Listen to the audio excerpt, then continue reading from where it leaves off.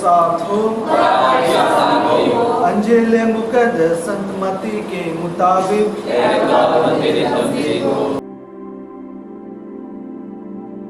अध्याय 13 का 24 से 30 तक। तकनी तक दोनों को साथ साथ पढ़ने दो।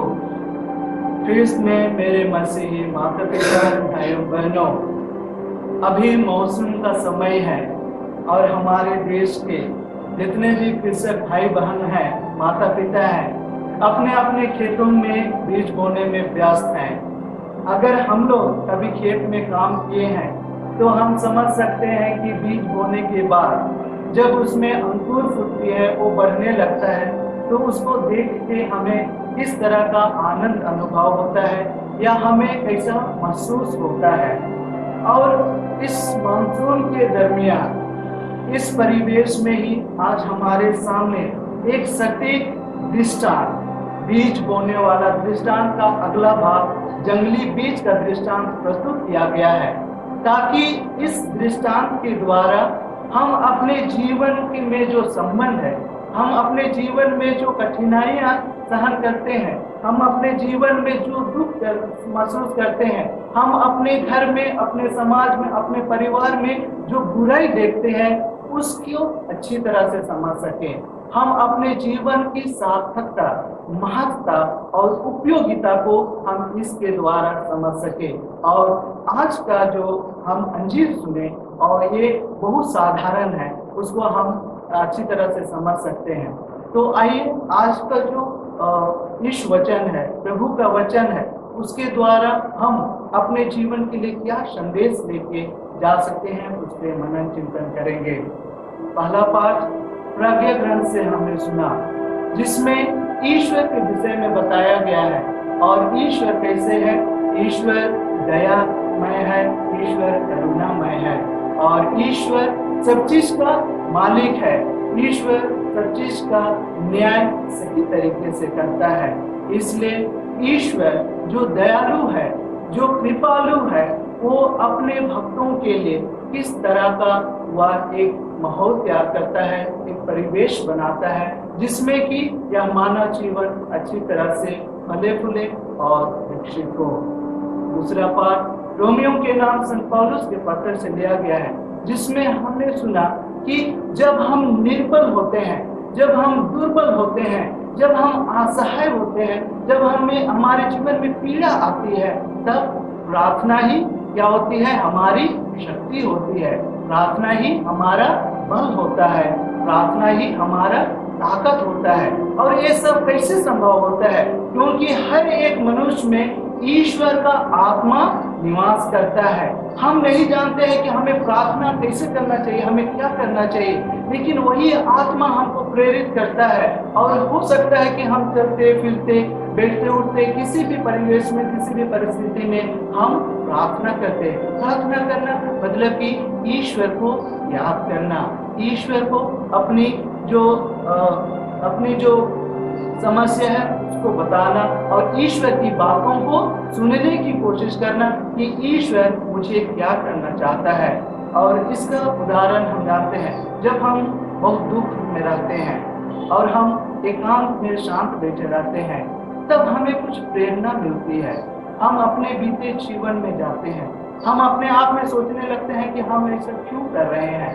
तब हमें एक प्रकार से नया शुरुआत होती है, हमें नया अनुभव मिलता है, हमें नई सोच आती है और हमें लगता है कि नहीं, मुझे गुस्सा नहीं करना चाहिए, मुझे ऐसा नहीं करना चाहिए। ये सब कैसे संभव होता है? ये सब प्रभु का आत्मा, जो भी कि हम नहीं जानते हैं, वो हमारे द्वारा कार्य करता है। और आज अभी आते हैं हम अंजील में।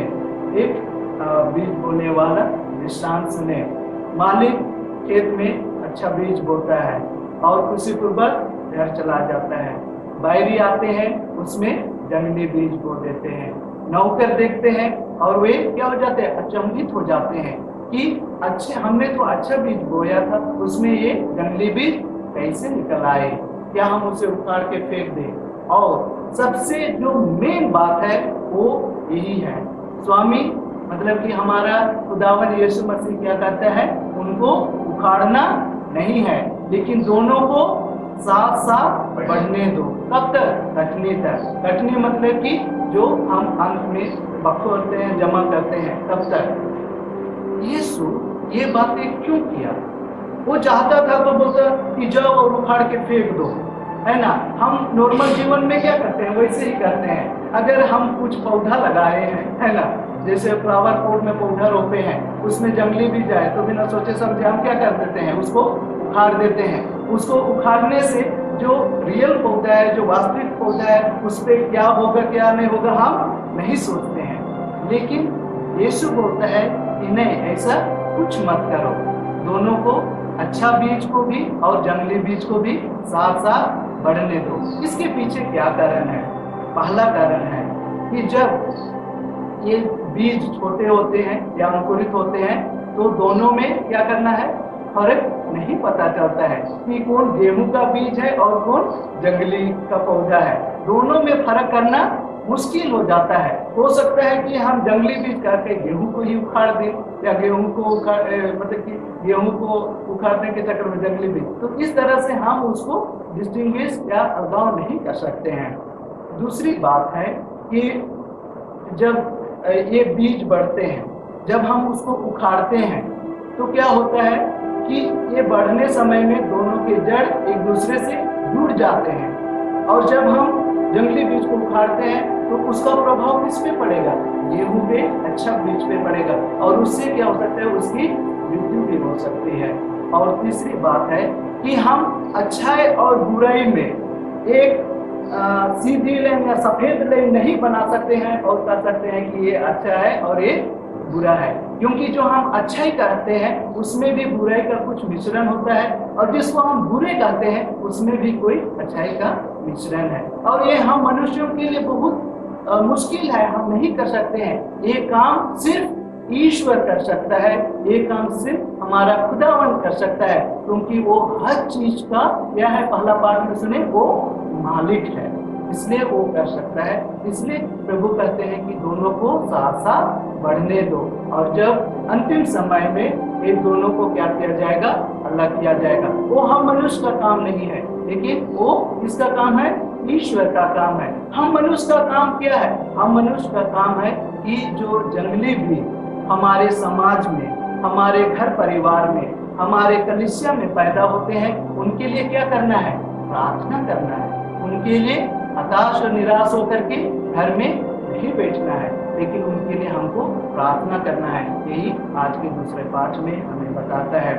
बहुत बार हम सोचते हैं कि जो हमारे जीवन में अपने आप को हम सोचते हैं कि हम अच्छे हैं, है ना। अच्छा बीज अच्छे लोगों को दर्शाता है, जंगली बीज बुरे लोगों को। तो इसके द्वारा दुनिया में कैसे अच्छाई और बुराई दोनों क्या होते हैं? साथ साथ एग्जिस्ट होते हैं, साथ साथ रहते हैं, साथ साथ बढ़ते हैं। लेकिन हम मानव की सोच को यीशु मसीह बदलना चाहते हैं, क्योंकि बहुत बार हम मनुष्य क्या सोचते हैं कि अगर किसी को हम गलत करते हैं अपने परिवार में या अपने समाज में या हम उसको कलीसिया में, तो हम क्या करना चाहते हैं? हम उनके साथ में रिलेट होना नहीं चाहते हैं। अगर कोई व्यक्ति थोड़ा सा बड़ा बुराई का काम करे तो उसको तो चर्च में आना भी मुश्किल हो जाता है। जहाँ अगर वो चर्च में आता है तो उसके प्रति हम ही भावना रखते हैं। अगर वो चर्च आया तो हम चर्च में आए, अगर वो उस पार्टी पे गया तो हम नहीं गए। इतनी नफरत हमें पैदा हो जाती है, इतना हमारे हृदय में उसके लिए एक नफरत और गुस्सा पैदा हो जाती है। लेकिन यीशु मसीह कहते हैं कि हर मनुष्य, अगर ये बात आपको विश्वास होगा कि जो हम अपने आप को धर्मी समझते होंगे, हम अपने आप को अच्छा मानते होंगे, लेकिन हम में भी कुछ ना कुछ अंश बुराई रहता है, तो क्या हम उस बुराई को अपने जीवन से नकार सकते हैं? यदि हमारे जीवन में कुछ बुराई है तो हम दूसरों को क्यों बुरा समझते हैं? हम दूसरों को क्यों नफरत करते हैं? क्योंकि वो नफरत, लड़ाई, हिंसा, अलगाव से हमारा जो संबंध है, हमारे देश, परिवार, घर में जो बुराई है वो समाप्त नहीं होगा। लेकिन समाप्त कैसे होगा?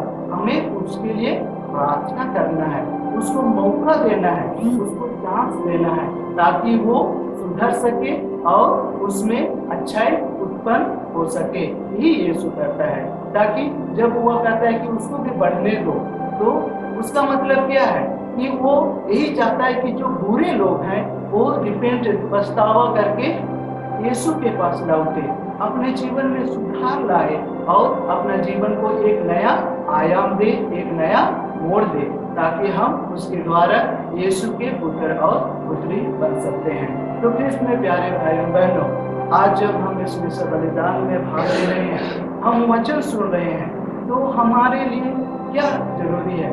पहला चीज हम अपने जीवन के लिए शिक्षा ले सकते हैं, वो है हमें किसी भी चीज को, किसी भी कार्य को या अपने जीवन में धैर्य और धैर्य से और सजगता पूर्वक आगे बढ़ना है।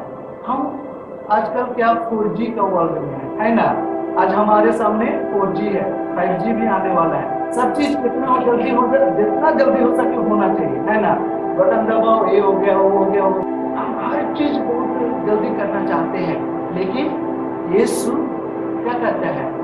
हमें धैर्य से जीवन में आगे बढ़ना सिखाता है, ताकि जब हम धैर्य से जीवन में आगे बढ़ते हैं, हम जब उसके जो पेश है उसके आधार पे बढ़ते हैं, तो क्या होता है? हमें अच्छाई दिखने लगती है।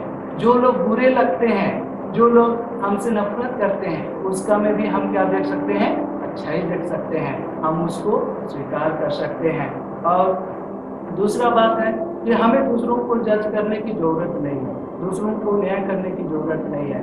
हमें अपना काम करना है, वो है प्रार्थना, और न्याय का काम किस पे छोड़ देना है?